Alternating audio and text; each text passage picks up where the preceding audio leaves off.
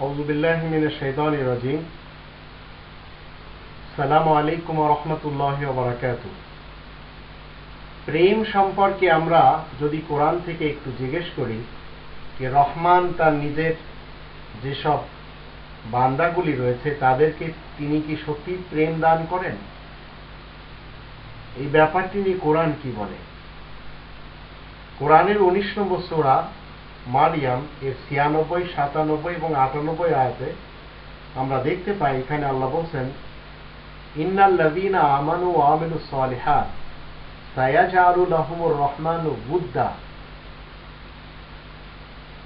নিশ্চয় যারা ঈমান আনবে আর নেক কাজ করবে তাদেরকে রহমান প্রেম দান করবেন, রহমান ভালোবাসা দান করবেন।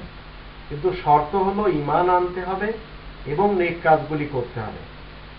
ঈমান আনার জন্য 2 নম্বর সূরা আল বাকারার 285 নম্বর আয়াতে কলেমা লেখা রয়েছে, আর নেক কাজের জন্য 2 নম্বর সূরা আল বাকারার 177 নম্বর আয়াতে ডিটেইলস লেখা রয়েছে। তারপরে আল্লাহ বলছেন, ফাইন্নামা ইয়াসসারনাহু বিলিসানিকা লিতুবাশশিরা বিহিল মুত্তাকিন ওয়া তুনযিরা বিহি কওমান লুদ্দা।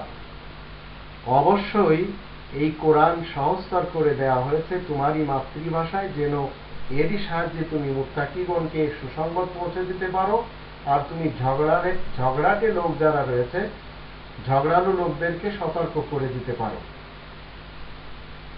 মাতৃভাষায় যখন আপনি কোরআন পড়বেন তখন আপনি জানতে পারবেন ঈমান কি জিনিস আর সৎ কাজগুলি কি জিনিস। তারপরে 98 আয়াতে আল্লাহ বলছেন, ওয়া কাম আহলাকনা ক্বাবলাহুম মিন কারনিন হাল তুহিসসু মিনহুম মিন আহাদিন আও তাসমাউ লাহুম রিকজা। আমি কত অসংখ্য লোককে নির্মূল করেছি তাদের আগে, তাদের কোনো সাড়া শব্দ টের পাচ্ছ কিংবা তাদের কোনো হইহুল্লা কি কিছুই শুনতে পাচ্ছ তোমরা?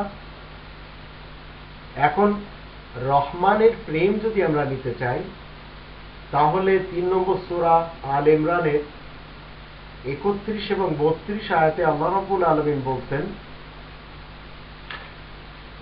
কুল ইন কুনতুম তুহিব্বুনাল্লাহা ফাত্তাবিউনি ইউহিব্বুকুমুল্লাহু ওয়া ইয়াগফির লাকুম যুনুবাকুম আল্লাহু গফুরুর রহিম।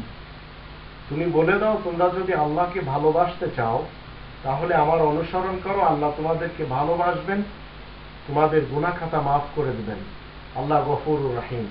ওয়া আতিউল্লাহ ওয়ার রাসূল ফাইন তাওয়াল্লাউ ফাইন্নাল্লাহা লা ইউহিব্বুল কাফিরিন। তুমি বলে দাও আল্লাহ এবং রাসূলের অনুসারী হয়ে যাও, তবে যারা মুখ ফিরিয়ে নিবে এমন আয়াত গোপনকারীদেরকে আল্লাহ তাআলা পছন্দ করেন না।